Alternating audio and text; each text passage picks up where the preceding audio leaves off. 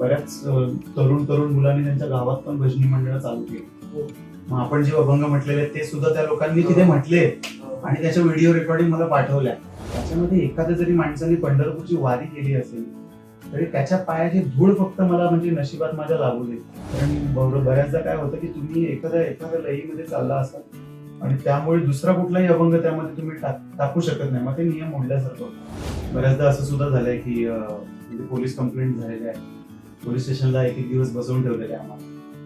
Actually मी म्हणजे खूप पहिला विचार केला होता की लग्न वगैरे काय करायचं नाही, पंढरपूरला जायचं आणि ते म्हणजे जसं मी पुस्तकात वाचलं होतं ज्ञानेश्वर महाराजांसारखं किंवा त्यांच्या वडिलांसारखं संन्यास घ्यावा आणि बसायचं इंद्रायणी काठी आणि फक्त देवाचं नामस्मरण करायचं. जाता पंढरीसी सुख वाटे जीवा, जाता पंढरीसी सुख वाटे जीवा, आनंदे केशवा भेटता ती, आनंदे केशवा भेटता ती.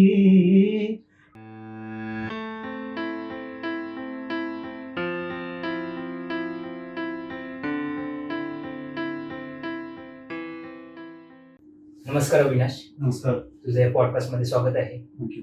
तर आज आपण तुझ्या आतापर्यंतच्या प्रवासावरती बऱ्याच गप्पा मारणार आहोत. सुरुवात तुझ्या स्कूल कॉलेजच्या दिवसांपासून करूया.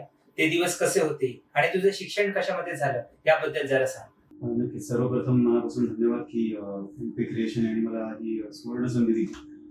आणि साधारणतः सांगायला गेलो तर लहानपणापासूनच म्हणजे कॉलेजचा आणि शाळेचा प्रवास हा बऱ्यापैकी खडतर म्हणू शकतो आपण. की म्हणजे कसं होतं, सगळेच मध्यमवर्गीय माणसांना ऍक्च्युली त्या सिच्युएशन मधून जावंच लागतं बऱ्यापैकी. नंतर म्हणजे जसं जसं मोठं होत गेलो तसं तसं कॉलेजमध्ये जाणं वगैरे, मग जबाबदाऱ्या येऊ लागल्या. मग त्यानंतर 12वी नंतर मी साधारणतः नाईट कॉलेजमध्येच शिक्षण घेतलं माझं जे काय असेल. नाईट कॉलेज करता करता ग्रॅज्युएशन करता करता सायमल्टेनियसली जॉब करणं. साधारणतः एक 10वी पासूनच मी जॉबला सुरुवात केली होती माझ्या.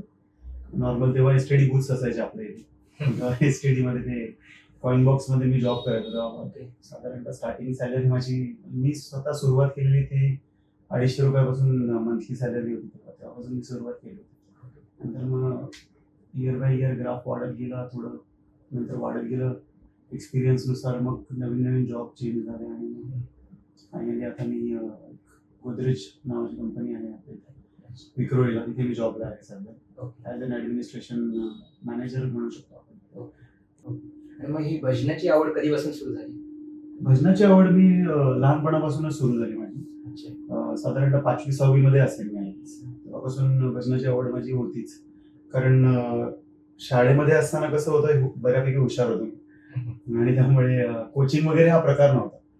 सो त्यामुळे सायमल्टेनियसली असं व्हायचं की इव्हिनिंगचा टाइम बऱ्यापैकी फ्री होता. त्यावेळी कसं हरिपाठ बाबा महाराज सातारकरांचा घरी बाबा लावायचे कॅसेटवरती, मग ते कंटिन्यू ऐकत राहायचं. मग त्यामुळे तो हरिपाठ पहिला पाठ झाला, नंतर मग बाबा आम्हाला घेऊन जायचे भजनांना वगैरे. त्यावेळी आपल्या इथे म्हणजे ईस्ट साईड म्हणा किंवा वेस्ट साईड म्हणा, डोंबिवलीमध्ये एवढं काही म्हणजे बिल्डिंग वगैरे असं काइंड ऑफ नव्हतं. छोट्या छोट्या चाळींमध्ये बऱ्यापैकी भजनं व्हायची. दर आठवड्याला दर महिन्याला बऱ्याच भजनांमध्ये आमच्या इकडचं भजनी मंडळ होतं एक लोकल लोकांनी चालू केलेलं पायपेटीवरती. तेव्हा बाबा मामा आमचे खांद्यावरती घेऊन वगैरे घेऊन जायचे. तेव्हा मी साधारणतः म्हणजे पहिल्यांदाच मी जे गायलो होतो ते साईबाबांचा एक गजर होता, तो हरिभजनी मोर नाचतो अंगणी. तर तो मी असंच एक म्हणजे काइंड ऑफ भजनामध्ये म्हणून गायलो होतो. मग लहान मुलगा एवढ्या वयात गातोय असं समजून लोकांनी खूप त्याला प्रोत्साहन दिलं. तेव्हा एवढी मॅच्युरिटी नसल्यामुळे असं वाटायचं की अरे बापरे, लोक चांगलं म्हणतात, अजून घ्यायचं. सो ती एकच लाईन मी साधारणतः 2-3 वर्ष गायलो. अच्छा.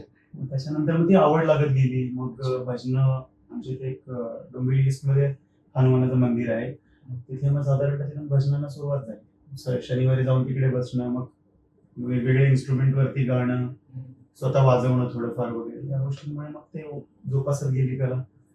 त्याच्यानंतर मग बऱ्यापैकी कीर्तनामध्ये जाऊन उभं राहणं वगैरे, या सगळ्या गोष्टी झाल्या. मग त्यामुळे वारकरी संप्रदाय काय असतो ह्याचा म्हणजे अंदाज आला होता मला. त्यामुळे मी त्याच्यामध्ये म्हणजे इंटरेस्ट वाढत गेला माझा. मग त्यासाठी काही तू ट्रेनिंग वगैरे घेतलंस का? नाही ट्रेनिंग असं ऍज सच मी काही घेतलं नाही त्यासाठी. अच्छा. माझं म्हणजे मी अनुभवावरूनच शिकलो आणि संगत मला खूप चांगली लावली देवाच्या कृपेने. चांगली माणसं मिळाली मला, वेगवेगळ्या प्रकारची माणसं मिळाली. वारकरी संप्रदायातली माणसं झाली, भागवत संप्रदायातली माणसं झाली, जी म्हणजे नॉर्मली भजनांमध्ये बरेच प्रकार आहेत. साई भजनं झाली, स्वामींची भजनं झाली. त्यामुळे म्हणजे वेगवेगळ्या याच्यामध्ये मला जायचा चान्स मिळत गेला आणि मग त्यामुळे मला शिकायला मिळाल्या बऱ्याच गोष्टी. असं झालं. त्यामुळे मग कालांतराने मग ट्रेन मधलं आमचं एक भजनी मंडळ होतं साधारणतः. त्यांच्याबरोबर प्रवास असा नाही असंच, असंच नॉर्मली इकडे तिकडे जाताना बाबा आम्हाला भजनाच्या डब्यातून घेऊन जायचे. मालडब्यात भजनं असायची तेव्हा. आणि मालडबा पण म्हणजे तेव्हा वेगळा होता मालडबा. आता जी सिच्युएशन आहे ती नाहीये. मालडबा तेव्हा म्हणजे नॉर्मली एक असं डेस्क टाईप होता आणि वरती एक डेस्क टाईप असायचं. मग त्यामध्ये भजनं व्हायची. मग कल्याणचं भजनी मंडळ होतं. मग त्यांचं वारकरी संप्रदाय काय असतो हे त्यांच्याकडून शिकलो. अध्यक्ष आहेत त्यांचे भांबळे, दौलत महाराज भांबळे म्हणून आहेत, अजूनही आहोत आम्ही त्यांच्यासोबत. मग त्यांनी आम्हाला शिकवलं की वारकरी संप्रदाय काय असतो, सुरुवात कशी असते, मध्यम कसं असतो, म्हणजे त्याचं इंटरव्हल आपण आपल्या भाषेमध्ये म्हणू इंटरव्हल कसं असतं, त्याच्यानंतर सुरुवात मेन कशी होते, मग एंड कसा होतो त्याचा, एंड नंतर पण जर तुम्हाला गायचं असेल तर मग पुन्हा नवीन सुरुवात करणं वगैरे अशा प्रकार त्या लोकांमुळे आम्हाला शिकायला मिळालं. आता तुम्ही ट्रेनमध्ये जे भजनं म्हणता तर त्याचा एक्सपिरियन्स कसा आहे? ट्रेनमधला एक्सपिरियन्स म्हणजे खरंच खूप बेस्ट एक्सपिरियन्स आहे असं अजूनपर्यंतचा. आणि कसं होतं की सुरुवात जेव्हा मी केली होती तेव्हा ऍज सच मला असं म्हणजे कल्पना नव्हती की आपण म्हणजे अजून काहीतरी चांगलं करू शकू त्यामध्ये किंवा काय. मी एक नॉर्मल अशी सुरुवात केली होती फक्त की हा म्हणजे चला भजनं तर सिन्स फ्रॉम 91 म्हणजे जेव्हापासून मला माहिती आहे तेव्हापासून भजनं ट्रेनमध्ये चालूच आहेत सिन्स फ्रॉम ओल्ड टाइम्स. आणि बऱ्याचदा असं झालेलं आहे की मी वेगवेगळ्या डब्यांमध्ये भजनाला गेलो होतो आणि त्यानंतर म्हणजे बऱ्याच गोष्टी शिकायला मिळाल्या. भजनाची सुरुवात करणं किंवा माझा एक्सपिरियन्स सुरुवातीला म्हणजे खूप असा कडवट एक्सपिरियन्स म्हणू शकतो आपण की म्हणजे जेव्हा सूरताल माहिती नव्हत्या बऱ्याच गोष्टी, कुठे काय गायचं ते माहिती नव्हतं. जसं की मी म्हटलं माझी ओळख जेव्हा कल्याणच्या मंडळांबरोबर झाली त्यांनी आम्हाला शिकवलं. त्याच्या अगदी मी एकदम नौखा होतो आणि वारकरी संप्रदाय म्हणजे काय असतो, त्याचे नियम काय असतात ह्या गोष्टी मला माहिती नव्हत्या पहिल्यापासून. सो मग नंतर जसे ते वारकरी संप्रदायाचे नियम कळाले, मग त्याच्यानंतर ते गायन कसं सुरुवात करणं त्या कळाल्या. त्याच्यानंतर मग लोकांनी खूप प्रतिसाद दिला त्या गोष्टीला. बऱ्याचदा असं सुद्धा झालंय की म्हणजे पोलीस कंप्लेंट झालेल्या आहेत, पोलीस स्टेशनला एक दिवस बसवून ठेवलेले आहे आम्हाला. जे आमच्याकडे म्हणजे वाद्य असतात ते जप्त केलेले आहेत आमचे. आणि मग म्हणजे बसवून ठेवणं, पोलीस केस करणं, फाईन मारणं वगैरे अशा गोष्टी खूप झाल्या. बऱ्याचदा पोलिसांनी येऊन अडवलंय, उतरवलंय स्टेशनवरती वगैरे. असे बरेच कडू अनुभव चांगले आलेले. पण अजूनपर्यंत पांडुरंगाच्या कृपेने आम्ही चालू ठेवण्यामध्ये सक्सेसफुल राहिलो. तुमचा ग्रुप आहे का भजन ट्रेन मध्ये? हो, साधारणतः आमचं आता माझ्या अंडरस्टँडिंग नुसार साधारणतः 352 मंडळ रजिस्टर्ड आहे. ऍज पर माय अंडरस्टँडिंग ईस्टर्न, वेस्टर्न आणि हार्बर या 3 लाईनी आहेत आपल्या रेल्वेच्या. तिन्ही लाईनींची मिळून साधारणतः माझा काउंट अंदाजे 352 भजनांचा आहे जे रजिस्टर्ड आहेत. नॉन रजिस्टर्ड तर वेगळे झाले त्याच्यापासून. मग त्या भजनांमध्ये सुद्धा बऱ्याचदा अशा गोष्टी होतात की म्हणजे वेगवेगळी भजनं वेगवेगळ्या काइंड ऑफ आहेत. आणि मग ती जर्नी चालूच राहते ऑलमोस्ट आपली. आणि आमचं जे मंडळ आहे ते साधारणतः कल्याण वरून आमचं मंडळ चालू होतं. 7:09 गाडी आहे कल्याणला. परेल गाडी असते ती, कल्याण टू परेल. त्या डब्यामध्ये मी जेव्हा गोदरेजला मी जॉईन झालो तेव्हा मी त्या डब्यातून प्रवास करायला सुरुवात केली होती जस्ट 2019 मध्ये. त्याच्या अगोदर मंडळ म्हणजे ट्रेनमध्ये माझं असं काही स्पेसिफिक असं मंडळ नव्हतं, आजही नाहीये मी असं म्हणेन. प्रॉपरली मी ज्या मंडळातून वरती आलो ते मंडळ आमचं 7:18 गाडी आहे परेलला. डोंबिवलीला जी आहे ती परेलला जाते, तीच सेम 7-9ची कल्याण. त्या गाडीने मी जायला सुरुवात केली. मग त्या लोकांनी खूप प्रोत्साहन दिलं, आम्ही म्हणजे खूप साथ केली. आणि मग त्या लोकांमुळे आम्ही वरती आलो. आता प्रत्येक माणूस कल्याणला 2 माणसं चढली, ठाकुरीला चढली, मी समजा डोंबिवलीला आलो, कोपरला 1 जण, दिव्याला 1 जण, असे करत करत तो प्रवास पूर्ण म्हणजे परेलपर्यंत चालू असतो. हा म्हणजे 2 माणसं इथे चढली तर मग त्यांचा डेस्टिनेशन येईपर्यंत ते भजनाचा आनंद घेतात. माझ्या नंतर जी चढली ती माझ्या 2 स्टेशन पुढे उतरेपर्यंत ते आनंद घेतात भजनाचा. असं एक प्रॉपर साधारणतः 20 ते 22 लोकांचं मंडळ आहे सध्या. मग तुला बाकीच्या मंडळांकडून पण कधी असं बोलवणं येतं का? भरपूर वेळा भरपूर वेळा असं असतं की म्हणजे आणि आता ती सवय झाली नाहीये, म्हणजे सवय ऑलमोस्ट मी म्हणेन असं की भजनांच्या डब्यातूनच मी प्रवास करतो साधारणतः. जरी समजा कधी काही कारणास्तव आता समजा पावसाळ्याचे दिवस आहेत, गाडी चुकली समजा आपली, तर मग त्याच्यानंतर पण मी शक्यतो 99% मी ट्राय करतो की भजनी डब्यातूनच जाऊ. आणि गाण्यापेक्षा जास्त मला आवड आहे की ऐकायची भजन वगैरे जास्त. मी शक्यतो मागे उभा राहून ऐकत असतो, पण आता लोक असं बघून अरे बाबा यानं पुढे घ्या पुढे घ्या असं करून मग बोलवतात आणि मग गायला लावतात जबरदस्त. पण म्हणजे तो एक आनंद वेगळा असतो त्या डब्यांमध्ये. वेगवेगळ्या लोकांपर्यंत आपण जेव्हा पोहोचतोय, वेगवेगळ्या लोकांकडून बऱ्याच गोष्टी आपल्याला शिकायला सुद्धा मिळतात. काही ठिकाणी बऱ्याच गोष्टी म्हणजे शिकायला मिळतात त्यांच्याकडून. त्यांचे वेगळे अभंग असतात, वेगळ्या चाली असतात. भजनामध्ये कोणते कोणते प्रकार आहेत, जसं की गवळण असेल, अभंग असेल, असे अजून कोणते प्रकार आहेत? भजनात माझ्या अंडरस्टँडिंग नुसार तरी सुरुवातीला आपण प्रार्थनेने चालू करतो. जसं की फॉर एक्झाम्पल अलंकापुरी पुण्यभूमी कविता हा म्हणजे गाथ्याचा अभंग साधारणतः म्हणतात. अलंकापुरी पासून म्हणजे माझ्या माहितीनुसार अलंकापुरी पासूनच आम्ही कायम स्टार्ट केलं आजपर्यंत. वेगवेगळ्या भजनांमध्ये वेगवेगळे अजून सुरुवातीला वेगवेगळे श्लोक म्हणतात, ज्या ज्या ठिकाणी मन जाय माझे झाले. आता नवीन नवीन सध्या तो ट्रेंड चालू आहे ट्रेनमध्ये की म्हणजे आता समजा वार असेल तर मग त्या वाराला शंकराचा वार आहे, मग शंकराचाच कोणतं तरी एक अभंग घेऊन किंवा शंकराचीच कोणती तरी प्रार्थना त्याच्यातून स्टार्ट करायचं. स्टार्ट झालं की मॅन्डेटरी वारकरी संप्रदायाच्या हिशोबाने पहिला गजर जो असतो, पहिलं जे नामस्मरण असतं ते रामकृष्ण हरीचं झालंच पाहिजे. त्याच्यानंतर मग एक रूपावळ हा प्रकार आहे त्याच्यामध्ये, ज्याच्यामध्ये पांडुरंगाचं ध्यान आपण करतोय, जसं की रूप पातालोचने, रूपे गुंतले लोचन वगैरे असं. त्याच्यानंतर पुन्हा एक पार्ट असतो तिथे म्हणजे रामकृष्ण हरी पुन्हा घेतात. त्याच्यानंतर मग ध्यानाचा अभंग होतो. ध्यानाचा अभंग झाला की पांडुरंगाचा गजर एक असतो त्याच्यामध्ये, विठोबा रखमाईचा गजर, तो झाला आपला इंटरव्ह्यू झाला. इंटरव्ह्यू नंतर मग तुमचा त्याच्यानंतर मग वाराचा अभंग घेतला जातो. वाराचा अभंग घेतल्यावरती मग त्याच्यानंतर मग ओकेजन वाईज समजा तुमचा म्हणजे आज पंढरीपर अभंग घ्यायचे तुम्हाला, संत ज्ञानेश्वरांचे अभंग घ्यायचे तुम्हाला, त्यामुळे मग त्याच्यानंतर मग ते तसे अभंग घेतले जातात. मग त्याच्यानंतर ते साधारण झाल्यावरती मग गवळण घेतली जाते. गवळण नंतर मग संपवायचं असेल म्हणजे सांगता ऑलमोस्ट येते. गवळणीनंतर मग ज्ञानेश्वर महाराजांचा एक गजर घेतला जातो. त्याच्यानंतर मग भैरवी गायली जाते, म्हणजे संतपर अभंग गायले जातात.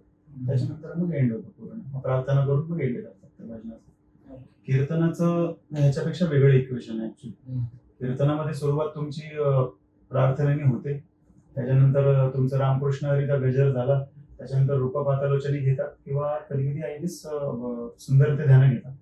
त्याच्यानंतर मग विठोबा रखमाईचा गजर झाला की मग हरिपाठ असेल तर हरिपाठाचे वेगळे नियम, कीर्तन असेल तर मग म्हणजे मग महाराज येऊन मग कीर्तनाचा अभंग सांगणार. त्याच्यानंतर मग त्याचा सारांश झाला, मग ते मध्याह्न झालं, 2 चरणानंतर 3 चरणानंतर एवढ्या चरणांचा अभंग असेल त्याच्यावरती डिपेंड असतं.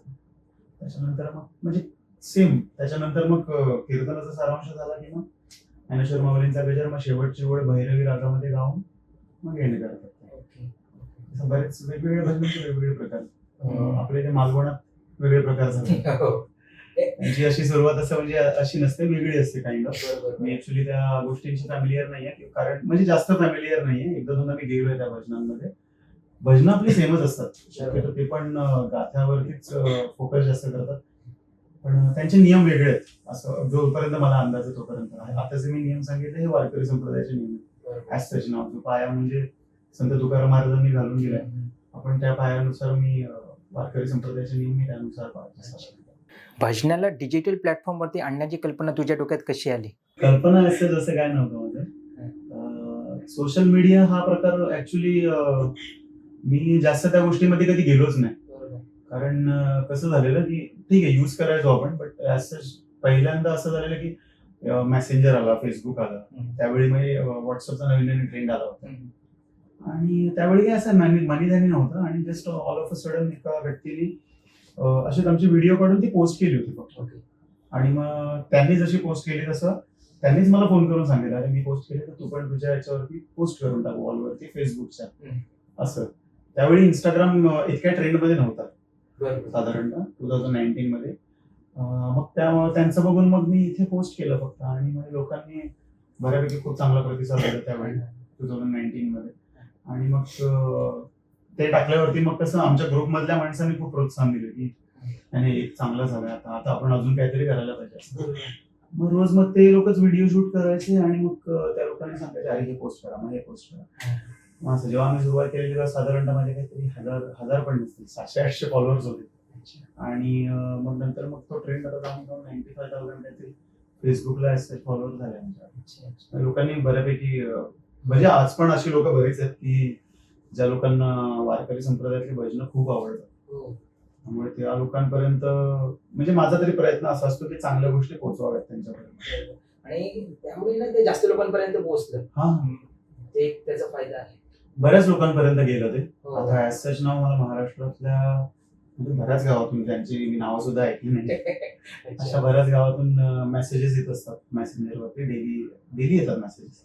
मी शक्य तितका प्रयत्न करतो की प्रत्येकाचे मेसेज वाचून निदान त्याला एक सुटेबल रिप्लाय देणं किंवा रामकृष्ण हरी एवढं बोलून तिथे टॉपिक एंड करणं वगैरे असं मी प्रयत्न करत असतो. बऱ्याचदा राहून जातो.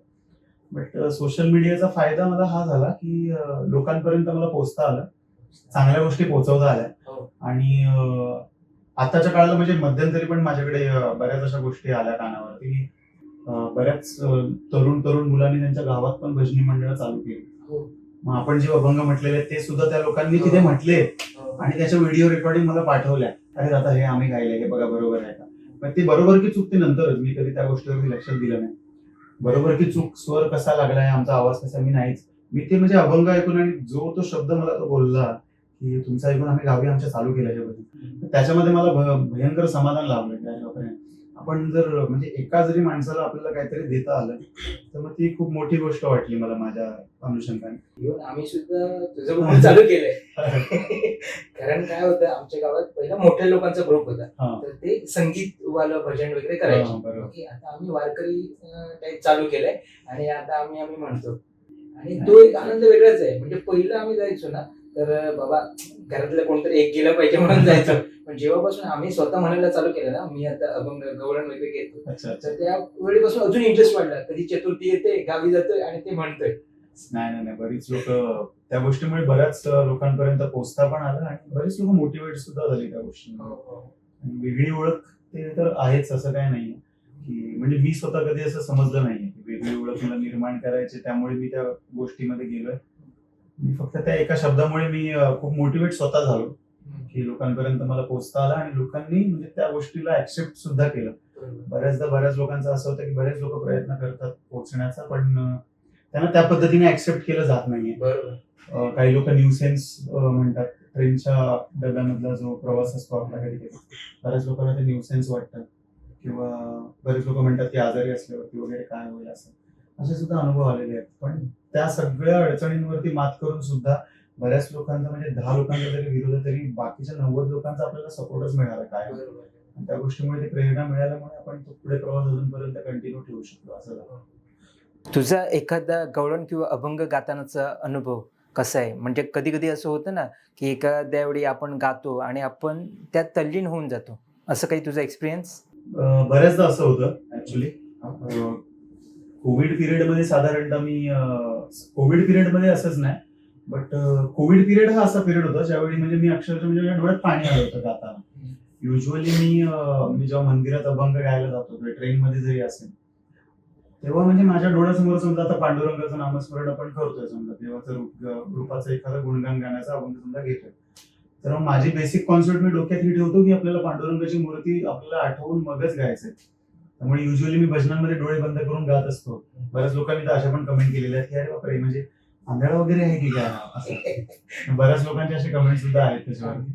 पण बेसिकली म्हणजे ती माझी पद्धत आहे की देवाचं नामस्मरण घेताना देवाची मूर्ती डोळ्यासमोर ठेवून जर तुम्ही गाताय तर मग आता संतांनी लिहिलेला अभंग आपल्याला समजणं हे नेक्स्ट टू इम्पॉसिबल आहे. बिकॉज त्यावेळी त्यांनी म्हणजे अक्षरशः देवाच्या समोर बसून किंवा देव आपल्या बरोबरच बसलाय असं स्मरणात ठेवून ते अभंग लिहिलेले आहेत.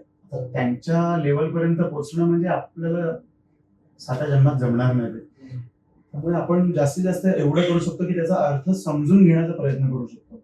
त्यामागची भावना महत्वाची आहे. त्यामुळे साधारणतः मी तो प्रयत्न करतो फक्त म्हणजे एक शब्द. मग ज्यावेळी आपण गातोय एखादी ओळ गातोय समजा, ठीक आहे, म्हणजे जसं की एक अभंग आहे फॉर एक्झाम्पल जर मी सांगायला गेलो तर माझा खूप आवडता अभंग आहे तो. मी बऱ्याच वेळा तो मी गायला नाहीये कधी, गायलोय मी, बट तो असं म्हणजे कधी पब्लिश वगैरे किंवा असं पोस्ट नाही केलं. एक अभंग आहे, पंढरीची वारी जयाची एक होळी, त्याची पाय धुळी लागू मज, असा एक अभंग आहे. तर पंडित भीमसेन जोशीजींनी तो गायला. खूप जुना पिक्चर आहे पंढरीची वारी म्हणून. बऱ्याच लोकांनी आपल्यापैकी बघितला असेल तो. त्याच्यामध्ये तो अभंग गायलेला आहे पंडित भीमसेन जोशीजींनी. जेव्हा पंढरपूरची वारी चालू असते त्यावेळेस आहे. म्हणजे त्याचं म्हणजे त्या ओळीमध्येच एवढं सार आहे ना, की तुम्ही तो विचार करायला बसला तर तुम्ही रात्रभर त्याच्यावरती लिहू शकता, इतकं पण आहे त्याच्यामध्ये. म्हणजे ज्याच्या कुळामध्ये पंढरपूरची वारी आहे, म्हणजे आपलं समजा आता एवढं कुळ चालू आहे आपल्या, आता म्हणजे वंशावळ चालू आहे तुमची, त्याच्यामध्ये एखाद्या जरी माणसाने पंढरपूरची वारी केली असेल तरी त्याच्या पायाची धूळ फक्त मला म्हणजे नशिबात माझ्या लागू दे, हा माझा प्रयत्न आहे. म्हणजे ही एका ओळीमध्ये केवढं मोठं सार आहे. त्याच्या पुढे तर अजून म्हणजे 3-4 चरण आहेत. म्हणजे मी तो अभंग जेव्हा पण ऐकतो ना तल्लीन होऊन, माझ्या डोळ्यासमोर अक्षरशः पण आता पण मी बोलताना पण ना, त्या घाटातून चालणारे पंढरपूरची वारी, वारकरी लोक, ते सगळे चित्र मग डोळ्यासमोर उभं राहतं आपसूक. त्यामुळे बऱ्याच वेळा मी गवळण वगैरे गाताना तर बट ऑफकोर्स होतच तसं, पण अभंगांवरती पंढरपूर म्हणा किंवा आळंदी म्हणा, ज्ञानेश्वर महाराजांचं हे गाताना मला म्हणजे अक्षरशः माझी पहिल्यापासूनची इच्छा होती की ऍक्च्युली मी म्हणजे खूप पहिला विचार केला होता की लग्न वगैरे काय करायचं नाही, पंढरपूरला जायचं आणि तिथे म्हणजे जसं मी पुस्तकात वाचलं होतं, ज्ञानेश्वर महाराजांसारखं किंवा म्हणजे त्यांच्या वडिलांसारखं संन्यास घ्यावा आणि बसायचं इंद्रायणी काठी आणि फक्त देवाचं नामस्मरण करायचं. ही साधारणतः माझी पहिली मेंटॅलिटी होती लहानपणी. कालांतराने ते राहिलंच आपलं. पण अजूनही मी जेव्हा वर्षातून एकदा सुद्धा जातो पंढरपूरला, तेव्हा म्हणजे तिथून येताना आम्ही बऱ्याचदा म्हणजे जेव्हा निरूपणाचे अभंग किंवा माघारी जायचे असतात असे अभंग गायले जातात आमच्याकडे वारकरी संप्रदाय, तेव्हा अक्षरशः म्हणजे आमच्यातली बरीच मंडळी म्हणजे रडायला सुरुवात होते त्या लोकांची. कारण एवढी वर्ष वारी करतोय आपण, 15-20 दिवस त्या सान्निध्यात आहोत, 22 दिवस सान्निध्यात आहोत, आणि मग अशा लोकांची संगत सोडून आपण परत माघारी चाललोय, आपल्या जीवनात चाललोय, आपल्या आयुष्यात. आणि तो सोहळा आज एंड झाला आपल्यासाठी, पुन्हा 1 वर्षाने येईल अशा अनुषंगाने बरीच लोक रडतात सुद्धा, आम्ही पण रडलोय बऱ्याचदा. त्यामुळे एकंदरीत तो अनुभव म्हणजे खूप चांगला पण आहे, तेवढंच कधी कधी वाईट सुद्धा वाटतं. अशा प्रकारे चालू असत ते अनुभव. तुझा एखादा आवडता अभंग किंवा गवळण तुला एखादी गावी अशी वाटली तर असे तर बरेचसे अभंग आहेत, पण त्यामध्येच पंडित भीमसेन जोशींचाच एक अभंग आहे त्याच्यामध्ये. तो म्हणजे एक अभंग आहे, जाता पंढरीचे सुख वाटे जीवा, आनंद केशव भेटी जाते. तो 1-2 लाईनीच ऐकतो.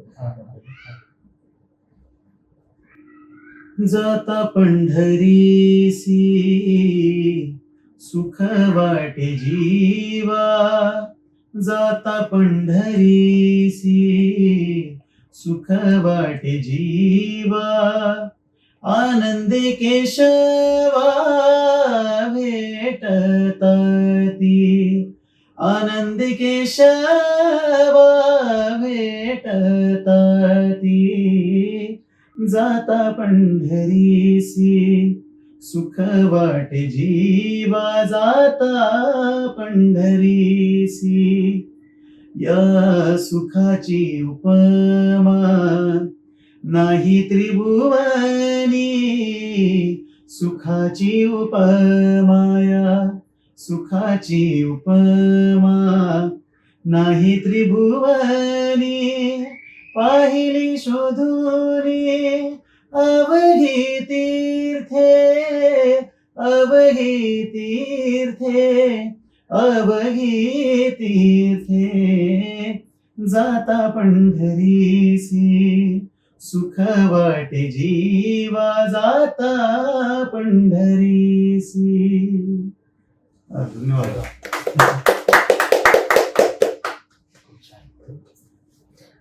पुढचे तुझे काय प्लॅन्स आहेत? पुढचे असे प्लॅन्स असं ऍज सच काही डिसाईड केलेलं नाहीये मी अजूनपर्यंत. जो माझा मोटिव्ह आहे तो मी सांगतो. मोटिव्ह माझा असा असेल की नवीन नवीन अभंग, अजून वेगवेगळ्या प्रकारचे अभंग, बऱ्याच ठिकाणी आंधळे पांगळे वगैरे हे पण प्रकार आहेत भजनामध्ये. भारूड ही एक प्रक्रिया आहे, ते गायले जातात. म्हणजे असे अभंग सुद्धा लोकांपर्यंत पोहोचवणं बऱ्यापैकी, आणि वारकरी संप्रदायाचा एक बेस कुठेतरी चांगल्या प्रकारे घालून देणं हा एक माझा आतापर्यंतचा प्रयत्न आहे, आणि अजून पुढेही तो कंटिन्यू राहील. कारण बऱ्याच वेळा काय होतं की भक्तिगीतं वगैरे पण असतात, असं नाहीये की म्हणजे देवाच्या कोणत्याही गाण्याला तुमचा भाव महत्वाचा आहे. ठीक आहे. काही ठिकाणी ते नियम लागू होतात की वारकरी संप्रदायच तुम्ही गायला पाहिजे. ठीक आहे.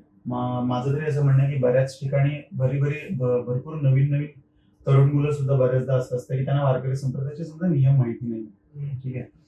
तर माझ्या वेळी असं झालेलं की मला ते सांगणारं कोणी नव्हतं जास्त, पण नंतर मी जेव्हा सान्निध्यात गेलो अशा लोकांच्या, तेव्हा मग त्यांच्याकडून मला शिकायला मिळालं की वारकरी संप्रदायाचे नियम अरे बाबा असं असतं, हे तू नाही गाऊ शकत, तू हे गाऊ शकतो असं. म्हणजे त्यावेळी ते मला म्हणजे असं वाटलेलं की अरे बापरे आपल्याला थांबवत आहे. पण नाही, त्याचा म्हणजे तुम्हाला आता आज मला त्याचा उपयोग होतोय बऱ्याचपैकी. कारण आज कुठेही आपण समजा वारकरी संप्रदायाशी ते उभे राहिलो, कीर्तनात गेलो, भजनात गेलो, त्यामुळे नियम आपल्याला माहिती असल्या कारणामुळे त्या नियमाला अनुसरून जो अभंग आहे आपल्याकडे डोक्यामध्ये तो आपण गाऊ शकतो. तिथे आपल्याला कोणी काय बोलू शकत नाही.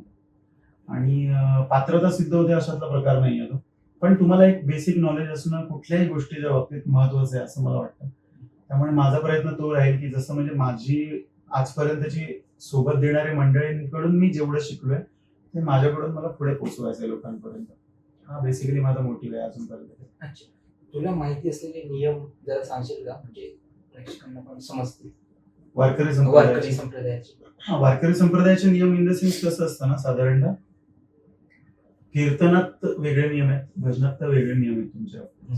ठीक आहे. जसं की मी सांगितलं वारकरी संप्रदायामध्ये बऱ्याचदा बऱ्याच भजनी मंडळांमध्ये असं होतं. आता आपल्या इथे म्हणजे एक गोष्ट मी खूप सातत्याने मी सांगतो की आपल्या इथे डोंबिवलीमध्ये इतकी म्हणजे भजनं असतात किंवा इतके कीर्तनं ठेवतात आपल्या इकडची आजूबाजूच्या परिसरातली लोक, बरेच लोक आहेत, गावातली लोक आमच्या असतील, आगरी समाजातले जे आमचे मित्रमंडळ आहेत ते लोक. तर मग त्यांचे ते बेसिकली खूप स्ट्रॉंगली फॉलो करतात वारकरी संप्रदायातले नियम. आता त्याच्यामध्ये काय असतं की तुम्ही साईबाबांची गाणी, स्वामी समर्थांची गाणी, म्हणजे ही गाणी म्हणेन मी, अभंग नाही म्हणणार मी त्याला.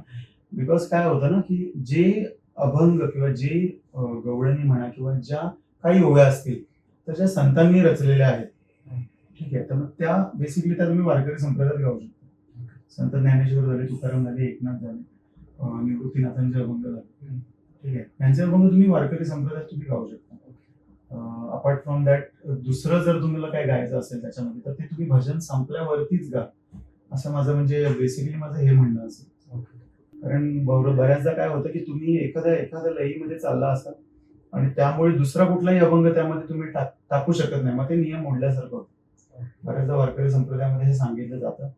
आणि आजही बऱ्याच वारकरी संप्रदायातल्या भजनांमध्ये असं होतं की जर तुम्ही दुसरा कोणता तरी अभंग घेत असाल तर तुम्हाला ते पहिल्या स्टांजाच्या वेळीच ते तुम्हाला कट करून लगेच सांगतील की तुम्ही दुसरा अभंग घ्या, कारण ते नियमात बसत नाही. आजही बरीच अशी मंडळी जी स्ट्रॉंगली फॉलो करतात वारकरी संप्रदाय की हा नियम आहे, जशी खेड्यातली लोक आहेत हा नियम आहे, तुम्ही ह्या नियमाने चालायचं. साईबाबांची गाणी झाली, स्वामी समर्थांचं झालं, त्याच्यामध्ये म्हणजे देवींची गोंधळ झाली समजा, त्या देवीचा गोंधळ पण तुम्ही घ्यावा, पण त्यासाठी पण एक ओकेजन असलं पाहिजे तरच. तर त्यामध्ये तुम्ही तो गोंधळ म्हणजे समजा टाकू शकता, पण तो पण संतपर असेल तर. म्हणजे बऱ्याचदा आता समजा अनादि निर्गुण प्रगटेली भवानी वगैरे असे बऱ्याच भारुड झाले किंवा गवळणी झालं त्या तालीमध्ये, असं बरंच काय आहे जे म्हणजे वारकरी संप्रदायाने आपल्याला बरंच काय दिलेलं आहे संतांनी, ते तुम्ही आत्मसात करून गाऊ शकता चांगल्यापणे. सेकंड थिंग मी असं सांगेन की जे पिक्चर मधल्या वगैरे चाली असतात, आता बरीच लोक त्या गोष्टी खूप फॉलो करतात. मध्यंतरी बऱ्याच क्लिप अशा आल्या माझ्या डोळ्यासमोर सुद्धा. पण स्ट्रॉंगली मी सांगेन की पिक्चरच्या चाली चल तुम्ही एक मनोरंजनाचा भाग आहे, त्यासाठी तुम्ही गा एखाद्या म्हणजे आपापल्या आपापसामध्ये, ठीक आहे, तुम्ही गा. पण ज्या दिवशी तुम्ही वारकरी संप्रदायाच्या स्टेजवरती जाल किंवा जिथे वारकरी संप्रदाय चालू आहे तिथे सुद्धा परत तुम्हाला थांबवलंच जाणार. जसं की बऱ्याचदा म्हणजे रूप पाहता लोचनीला ती राजा ललकारी अश्विनी वगैरे हे चालला होता लोक अजूनही ऐकतो. ते बेसिकली म्हणजे लोक म्हणतात की चुकीचं आहे ते. ठीक आहे. माझ्या अनुषंगाने तर म्हणजे ठीक आहे, त्याला नामस्मरण लोक करतात, नवीन तरुण मंडळी त्यांच्या मुखातून वेडं वाकडं का होईना देवाची सेवा झालेली खूप चांगली गोष्ट आहे असं वाटतं मला. पण म्हणजे शक्यतो मी नोटीस केलेल्या गोष्टींवरनं मी सांगेन की तुम्ही शक्यतो वारकरी संप्रदायातल्या ज्या चाली आहेत, आणि आता तर म्हणजे सोशल मीडिया थ्रू बऱ्याच अशा चाली आहेत ज्या लोकांपर्यंत पोहोचतात, कितीतरी गोड गोड चाली आहेत त्या लोकांपर्यंत जात आहेत, त्या चालीत तुम्ही गायचा प्रयत्न करा. त्याच्यामुळे तुम्हाला एक चांगला मार्ग पण सापडेल आणि म्हणजे बऱ्यापैकी तुमची स्वतःमध्ये प्रगती होत जाईल. तर पिक्चरच्या चाली कसं होतं, लोकांना अट्रॅक्ट करण्यासाठी टाइम बिंग ते ठीक आहे, हो. लोकांच्या डोक्यामध्ये तो अभंग बसला जात नाही. त्या पिक्चरच्या चालीमधले शब्द लोकांना आकर्षित करून जातात. बरोबर. तिथे तुमचा ड्रॉबॅक होऊन जातो. कारण तुम्ही म्हणजे कसं होतंय की तुम्ही कोणाला तरी अट्रॅक्ट करण्यासाठी ती चाल लावले आणि मग त्याच्यामुळे लोक म्हणजे तिथे अट्रॅक्ट होतात आणि मग लोकांच्या मनातून ती भजनाची भावना निघून जाईल. तुम्ही जर हा एक मेसेज लोकांपर्यंत पोहोचवला की म्हणजे चला पिक्चरच्या चाली भजनाला लावता येतात आपल्याला, बरेच लोक त्याचा मिसयूज पण करणार. बरोबर. म्हणजे असं मी नोटीस केलेलं आहे बऱ्याच गोष्टी अशा, त्यावरून मी सांगतो. त्यामुळे मी स्ट्रॉंगली बिलीव्ह करतो की नाही भजनाच्या चाली भजनाच्याच चाली असतात. एका भजनाची चाल दुसऱ्या भजनाला लावा तुम्ही, नो प्रॉब्लेम. पिक्चरच्या चाली शक्यतो अवॉइडच करा असं माझं मत आहे. भजना व्यतिरिक्त अजून तू काय करतोस, म्हणजे अजून तुझ्या काही आवडी? भजना व्यतिरिक्त भजन म्हणजे माझी बेसिक माझी आवड सिंगिंग आहेच. भजनात तर माझं एक म्हणजे वेगळं म्हणजे माझी ती आवड आहेच. आणि अपार्ट फ्रॉम भजन सिंगिंग क्षेत्रामध्ये मी असं लाईव्ह म्युझिक वगैरे करायला वगैरे जातो बऱ्याच ठिकाणी. हा, त्याच्यामध्ये म्हणजे लाईव्ह म्युझिक मध्ये समजा मंगलाष्टकं झाली बऱ्याच ठिकाणी, मंगलाष्टकांचे कार्यक्रम वगैरे आम्ही घेतो. परत समजा लग्न समारंभ असतील तर तिथे हिंदी मराठी गाण्यांचे कार्यक्रम वगैरे लोक ठेवतात, ते घेतो आम्ही. बऱ्याचशा चांगल्या आपल्या ठाणे जिल्ह्यातल्या हॉटेल्स बरोबर आमचे कॉन्ट्रॅक्ट वगैरे पण साधारणतः म्हणजे लोक बोलवतात आमचे, त्यामुळे त्यांच्याबरोबर कॉन्टॅक्ट आहेत आमचे, कॉन्टॅक्ट आहेत त्यांच्याबरोबर. सो मग ते लोक सुद्धा म्हणजे लाईव्ह सिंगिंग कधी असेल आठवड्यातून एकदा दोनदा तर मग बोलवतात. मग सुटेबल वेळ असेल जर समजा आता संध्याकाळी फ्रीच आहे वगैरे, मग त्यावेळी मग जाऊन आम्ही म्हणजे एक सराव म्हणून मग जाऊन रिटर्न येतो. एखादा फॅन मोमेंट सांगशील का, म्हणजे तुझं भजन वगैरे ऐकणारं कोणतरी भेटलंय तुला आणि एक सरप्राईज वगैरे दिलं असं काही? सरप्राईज वगैरे असं नाहीच शक्यतो, कारण मी बऱ्याचदा असं असतं की मी कामावरती जायच्या मी खूप घाई गडबडीत असतो बऱ्याचदा. फॅन मुवमेंट असं म्हणू शकतो की हा बऱ्याच वेळा असं झालेलं आहे की कॉन्टॅक्ट केलेला आहे लोकांनी की कुठे कार्यक्रम वगैरे असेल किंवा काय असेल तसं. तर फॅन मुवमेंट मध्ये मी एक त्या कॅटेगरीमध्ये एक माणूस आहे, आमचे एक ओळखीचे गृहस्थ आहेत, जे बोरिवलीवरनं हार्मोनियम त्यांची टू व्हीलर वरती ते घेऊन आले होते. जस्ट एक तासाचाच कार्यक्रम होता, आमचं भजन होतं एका डोंबिवली वेस्टला एका मित्राच्या घरी. तर त्यासाठी म्हणून म्हणजे माझ्या बरोबर संगत करावी यासाठी निवडला माणूस बोरिवलीवरनं टू व्हीलर घेऊन भर पावसामध्ये घेऊन आला होता. म्हणजे आय डोंट नो की म्हणजे तो कसा घेऊन आला असेल आणि काय, आणि इथे आलाय म्हणजे आमच्याबरोबर निवड ते बसले, फक्त वाजवलं. त्या पॉइंटला मला माहितीच नव्हतं की तो व्यक्ती म्हणजे बोरिवलीवरनं किंवा कसं काय आला. पण म्हणजे त्यांनी बऱ्याच गोष्टी आमच्याबरोबर शेअर केल्या. भजनामध्ये हार्मोनियम वाजवणं वगैरे या गोष्टी सुद्धा खूप चांगल्या प्रकारे झाल्या. आणि नंतर तो माणूस जेव्हा म्हणजे आम्ही निघालो तेव्हा त्यांनी एक स्वामींची मूर्ती वगैरे आम्हाला म्हणजे मला भेट दिली की माझी खूप इच्छा होती तुमच्याबरोबर वादन करायची आणि मला खूप आनंद झाला म्हणजे आपल्या भेटीमुळे. तर मला त्यांना ऍक्च्युली ग्रीट नाही करता आलं खूप चांगल्या प्रकारे. नंतर मी त्यांना ग्रीट केलं बऱ्यापैकी, पण मी आपला नमस्कार वगैरे केला, हातबीत मिळवला आणि पटापट आम्ही सगळेच निघालो, कारण रात्र बरीच झाली होती. आणि त्याच्यानंतर 2:30 वाजता मला त्या व्यक्तीचा समोरून मेसेज आला होता की हा महाराज मी पोहोचलो घरी म्हणून. असं म्हटलं आता कधी काय पोहोचलो तुम्ही तर 12 वाजता निघालेले आमच्या इथून. तेव्हा त्यांनी सांगितलं मी बोरिवलीवरनं तुमचं भजन वगैरे ऐकायला आलो होतो असं साधारण. आणि असं बऱ्याच म्हणजे त्या एका पर्टिक्युलर व्यक्तीबद्दल सांगितलंच मी आवर्जून, पण बऱ्याचदा अशी बरीच मंडळी आहेत जी म्हणजे वसईवरनं आलेली आहेत, नागाचोपाऱ्यावरनं आलेली आहेत. एक आमच्या ओळखीचे चांगले गृहस्थ आहेत, पाटेकर मामा म्हणून आम्ही त्यांना बोलतो. ते तर म्हणजे पुण्यावरनं ते आले होते ओव्हरनाईट. म्हणजे नाही तुमचा कार्यक्रम आहे म्हणजे मला एकदा फक्त यायचं, पुण्यावरनं मग ते आले होते आमच्या इथे.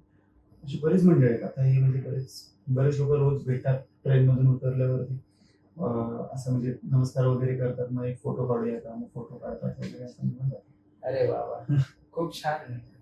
त्या गोष्टी म्हणजे त्या देवाच्या कृपेने त्या गोष्टी होत राहतात, कोण ना कोणतरी ओळखीचं मिळतं. त्यामुळे मग असं फॅन मुवमेंट म्हणजे असं स्पेशल सरप्राईज वगैरे असं आजपर्यंत नाही.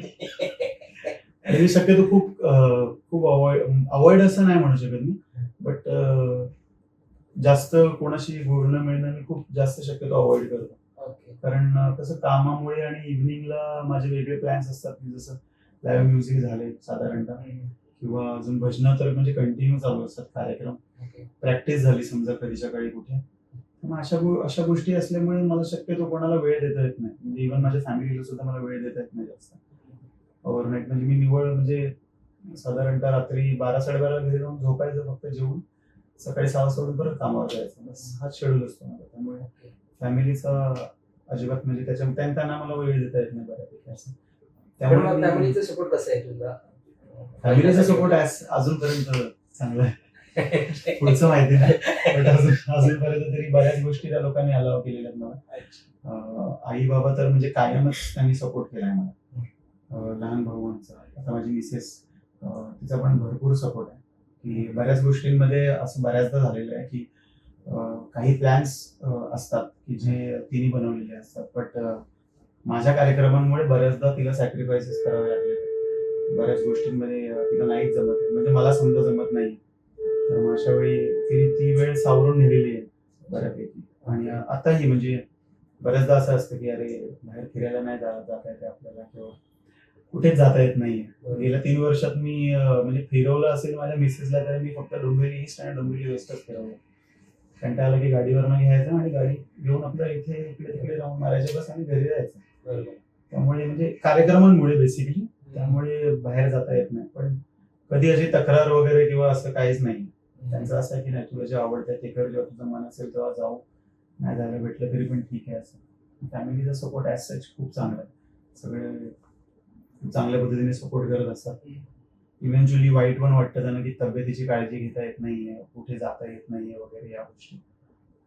ठीक आहे, जोपर्यंत आपल्याला म्हणजे एक वेळ असतो, प्रत्येक पर्टिक्युलर टायमिंग असते, एक वेळ असते. जोपर्यंत तुम्हाला काहीतरी देता येतं तोपर्यंत तुम्ही द्या. नंतरचा मग सुवर्णयुग आहेच तुमच्यासाठी असं म्हटलं जातं बऱ्याच. त्यामुळे आता फक्त लोकांना किती आपल्याला देता येते त्याकडे माझा फोकस असतो. फॅमिली तर बट ऑब्विस किती काही झालं तरी आपल्या सोबत राहणारच आहे. काय ते आपल्याला अबंडन करत नाहीत कधी, आणि ना कधी करतील. माझी तरी फॅमिली नाही करणार असा मला विश्वास आहे. असं बरोबर. आणि भजनामुळे ना व्यक्तिमत्वात काय फरक पडतो असं वाटतं? भरपूर फरक पडतो, भरपूर जास्त. कारण बऱ्याचदा काय होतं ना की भजन हे एक असं साधन आहे माझ्या अनुभवानुसार की ज्यामुळे तुम्हाला तुमचं बिहेवियर तुमचं चेंज होऊनच जातं ऑलमोस्ट. ठीक आहे, एक जबाबदारी, वेगळी एक जबाबदारी ऍडिशनल येते तुमच्यावरती. समाजाचं देणं लागतं, that is other part. But कसं होतं, 4 चौघात वावरणं तुमचं चेंज होऊन जातं. ठीक आहे, ती भावना मनात आत्मसात करून तुम्ही कोणत्या माणसाकडे कोणता अप्रोच करताय, कोणाशी कसं बोलताय, हे व्यक्तिमत्व तुमचं म्हणजे चेंज होऊन जातं. तुमची वैयक्तिक भावना लोकांपर्यंत पोहोचण्याची किंवा लोकांसोबत बोलण्याची एक तुमची टेक्निक चेंज होऊन जाते. म्हणजे जसं तुम्ही पहिलं म्हणजे आता फॉर एक्झाम्पल, आता असं समजा आपल्या मित्रांचा ग्रुप समजा ट्रेनमध्ये गेला, तुम्ही काही मजा मस्ती करणार, कुठले विषय घेऊन आपलं बोलणं चालू असतं, मजेत चालू असतं. तोच ग्रुप जेव्हा आपण भजनात जेव्हा जातो तेव्हा तो ग्रुप तशा प्रकारच्या गोष्टी भजनं चालू असताना किंवा त्या करताना करणार नाही. बरोबर. ठीक आहे, हे म्हणजे खूप मोठं उदाहरण आहे माझ्यासाठी. त्यामुळे जेव्हा एकटे असतो तेव्हा आम्ही पण असं नाही की म्हणजे ट्रेन मधल्या भजनांमध्ये कंटिन्युअसली भजनं असतात. कधी कधी असं होतं ट्रेन चुकली समजा, म्हणजे साधनं वगैरे आहेत, त्यावेळी विषय आमचे पण चालतात. पण म्हणजे त्यावेळी आपण डिफरन्स मॅप करू शकतो असं. म्हणजे भजन नसल्यावरती म्हणजे अशा गोष्टी होतात. भजन नसल्यावरती आपण भरकटतोय बऱ्याच गोष्टींमध्ये, आणि भजन असल्यावरती आपण फोकस्ड राहतो. ह्या गोष्टी खूप असतात भजनामध्ये. त्यामुळे त्याचा डेफिनेटली त्याचा तुमच्या व्यक्तिमत्वावरती खूप चांगला प्रभाव पडतो. 4 चौकात वावरण्याची तुमची म्हणजे खूप प्रगती होते तुमची. इव्हेंच्युअली तुम्हाला समजून येईल. ज्यावेळी तुम्ही भजनात जाल त्यावेळी तुम्हाला ती समजून येईल गोष्ट. 4 चौघांकडून मिळणारा जो सन्मान असतो, त्या सन्मानाला तुम्ही पात्र असाल तर तो सन्मान मिळेल तुम्हाला, नाही तर मग नाही मिळणार. असा माझा अनुभव आहे साधारणतः. मी बऱ्याचदा बघितलंय लोकांना. त्यामुळे आपण म्हणजे मी तरी देवाच्या कृपेने अजूनपर्यंत तो सन्मान म्हणजे वाचवून ठेवण्यामध्ये यशस्वी झालोय. पुढचा प्रयत्न तरी असेल, पण डेफिनेटली व्यक्तिमत्व चांगला फरक पडतो त्यामुळे. धन्यवाद अविनाश, तू इथे वेळ काढून आलास. तुला तुझ्या पुढच्या वाटचालीसाठी एमडी क्रिएशनच्या टीमकडून खूप साऱ्या शुभेच्छा. Thank you sir.